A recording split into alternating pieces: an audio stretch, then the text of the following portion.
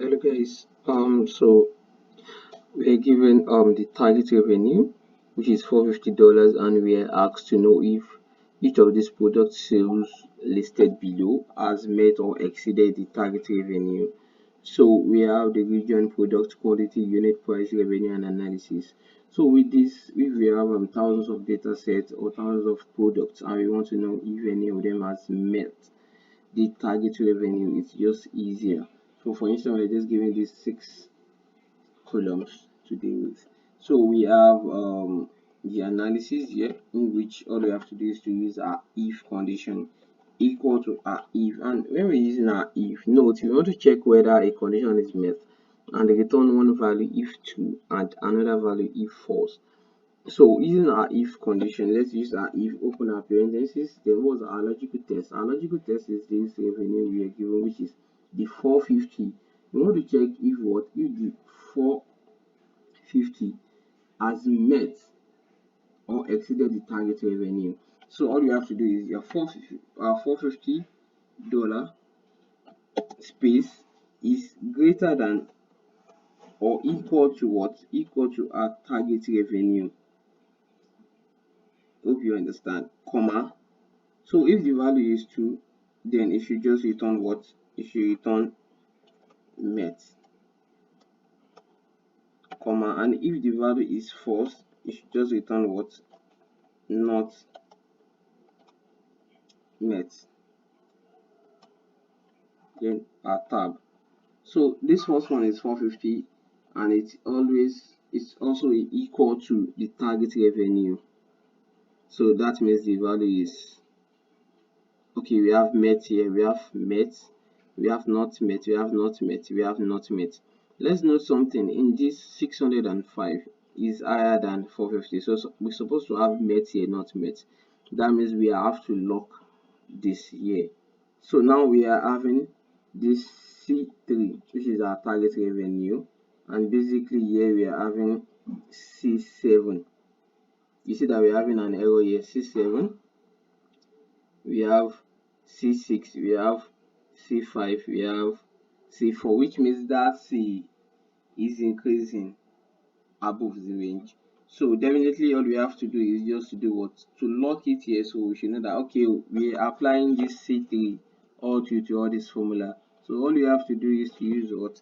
Our dollar sign to lock it. So using our dollar sign to lock it, let's insert dollar here and dollar here. Then once I press my enter button, I'm going to see changes. Can you all see now?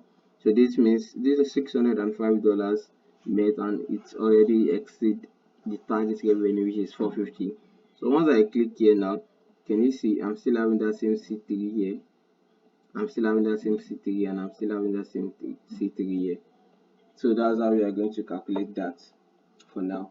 So for a proper analysis, it is best we use what's it called, conditional formatting. That's optional though.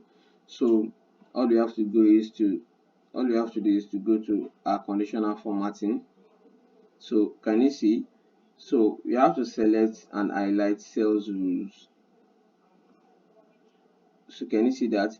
So we have selected and highlight our sales rules to text that contains what? Text that contains what?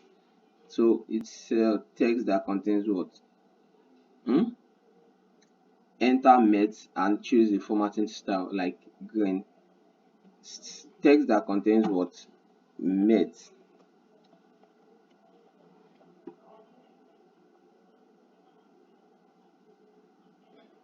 Fill. Can you see? So text that contains met, we use green fill. So we are going to repeat that same statement for not met with different formatting style. So this setup is just used to provide a clear and automated way to determine if the product sales have met or exceeded the targets. So if you want to do that, that's optional though. If you want to do that, all you have to do is to go to your conditional formatting, then your what? Highlight sales rule, then a text that contain, then you use your this with what? With being filled with dark or something. Can you see?